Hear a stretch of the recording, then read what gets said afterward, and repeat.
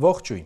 Կարդացի ազգային ժողովի նախագահի պաշտոնից հեռանալուց առաջ Ալեն Սիմոնյանը աշխատակազմին պարգևավճար է տվել։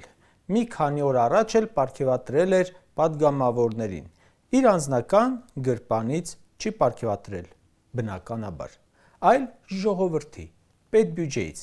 Այն էլ այս դժվար ժամանակ, երբ պետբյուջեն ճռում է ծախսերից, երբ հարկ ու տուրք են բարձրացնում, վարկեր են վերցնում բյուջեի ծախսերը կատարելու համար, երբ ամեն օր բողոքի ակցիա են անում աշխատանքը, հացը կորցրած մարդիկ, ՔՊ-ն պարգևատրվելու առիթը բաց չի թողնում։ Զուգահեռ կարդում եմ մեկ այլ ուշագրավ լուր։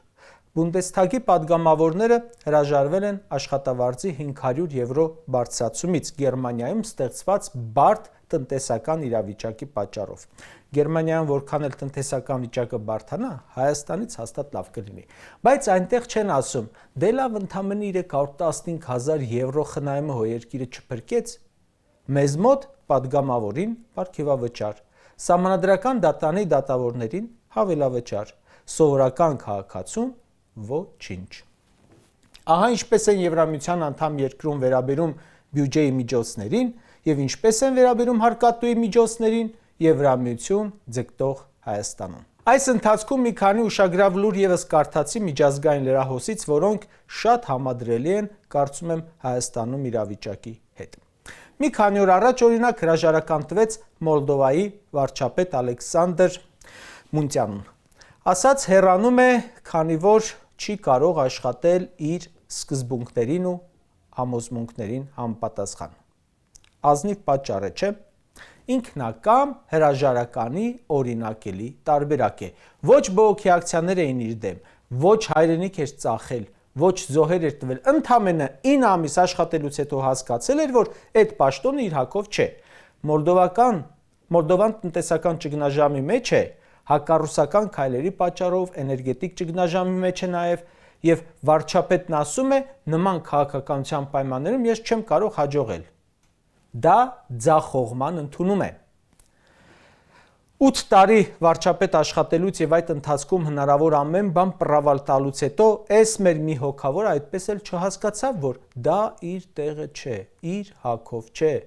Մոլդովայի խնդիրների հիմքը Մունտյանուն չէր, Հայաստանի խնդիրների հիմքը Փաշինյանն է։ Ինքն էլ դա գիտի ու գիտի, որ իր գործունեությամբ ամեն ժամ է մեր երկրին վնաս տալիս, բայց օրենքով չթույլատրված ամեն քայլի դիմեց, որ մնա։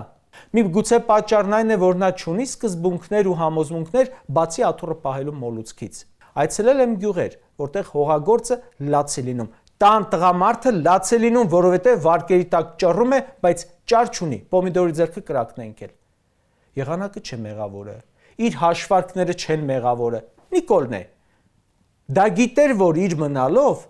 ոչ մեկի հարցը չի լուծվելու, բայց մնաց։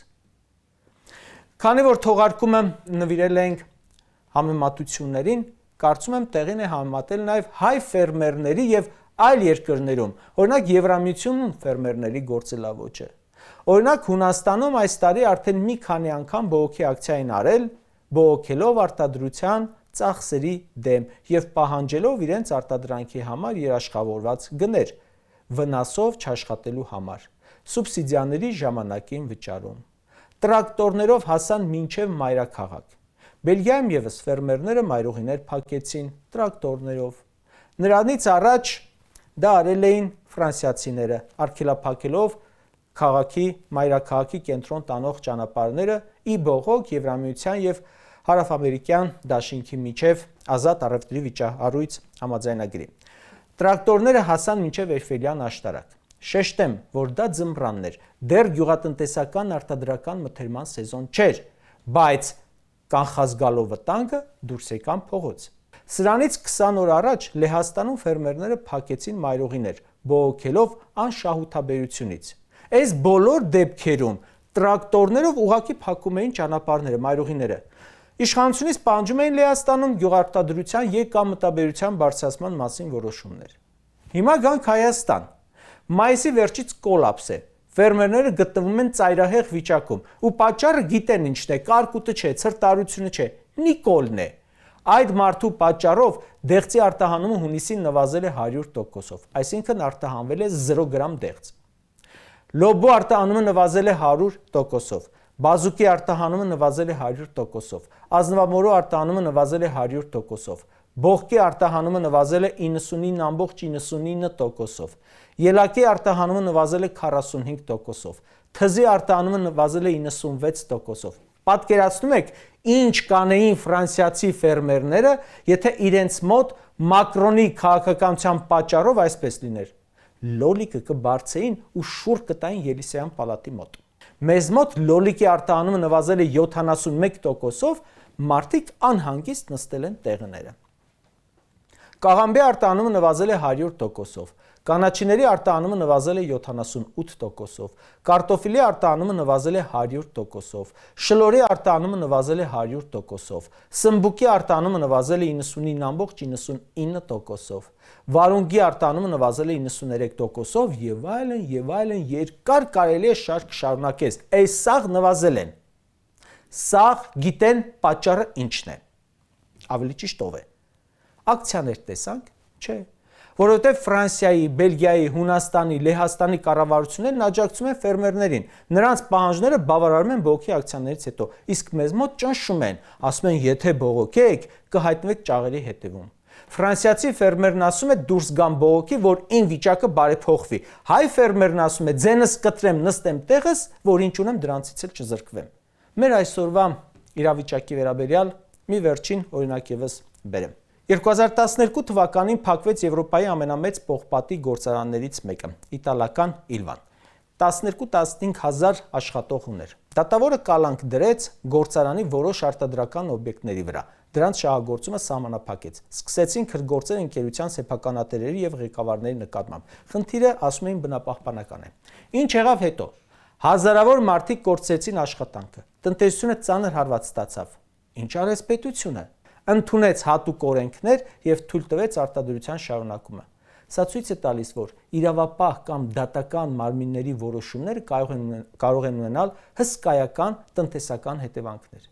Չինաստանի տարբեր նահանգներում եղել են դեպքեր, երբ տեղական պաշտոնյաները հեռացվել կամ դատապարտվել են այն բանից հետո, երբ իրենց ապօրինի ստուգումների, արտադրության անհիմն կասեցման կամ բիզնեսի նկատմամբ ճնշումների հետևանքով խոշոր գործարաններ դադարեցրել են աշխատանքը, մարդիկ մնացել են անգործ։ Ոնց է մեզ մոտ։